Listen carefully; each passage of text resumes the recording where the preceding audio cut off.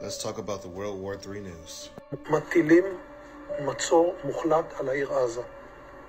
אין חשמל, אין מזון, אין מים, אין דלק. הכל סגור. אנחנו נלחמים בחיות אדם ואנחנו נוהגים So not only did Israel declare war, but they're sending 100,000 troops near Gaza. They are calling for a complete blockade, pause of fuel, water, electricity, or anything to Gaza. There are still missiles and rockets being launched from Gaza. But also, the Lebanon is also on high alert as well, as Israel's moving tanks and military to their border as well. Russia also hit Israel with a cyber attack as well. So Israel's really just getting hit from all sides at this moment. Here's the streets of Gaza.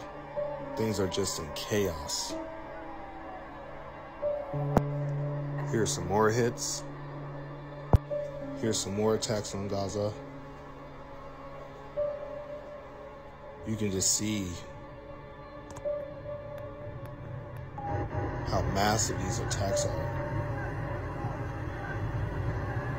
Now, what about the Ukraine war? What does Ukraine have to say about this? Well, Zelensky is saying that the Hamas and Russia are the same evil. And it almost sounds like he's calling up a world war. Look at this. To withdraw from the international arena into internal disputes.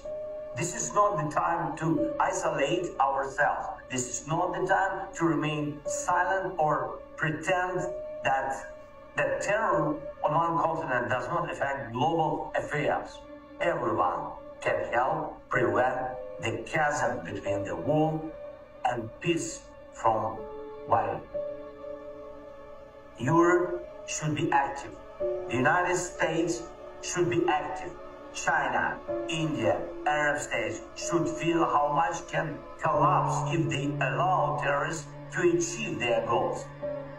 Turkey, Brazil, and all of Latin America, Japan, Australia, Canada, African countries, Central Asian countries, Korea, Pakistan, Indonesia, the Caribbean, the Pacific states, everyone should be active in the defense of life and international law. Oh, everyone is active. China's actively after Taiwan. North Korea is actively after South Korea. Russia's actively at Ukraine. And then we have Iran, who's going to probably get involved in this Israel shit. And as you can see, all these guys are tied together. I mean, this is the big link right now. Zelensky was giving a speech at the UN, so just showing y'all that he actually gave the speech there. That's why I said, oh, sounds like he's calling up for a world war. Oh, by the way, Rishi Sunak said he's also going to give support to Israel as well, as far as intelligence and military equipment. They will probably step into the war too. A NATO website is saying to prepare for nuclear war against Russia. They published a statement by a former Pentagon official to prepare for a nuclear war with Russia, just out of nowhere. Why would they put that on their website? As it's saying that Russia's preparing for a standoff with NATO in the Arctic. Saying that the standoff will be with the new NATO member Finland, of all countries. And now Russia moved their Black Sea fleet closer to their main territory, so they're trying to bait Ukraine into hitting that territory so that they can justify attacks on NATO assets.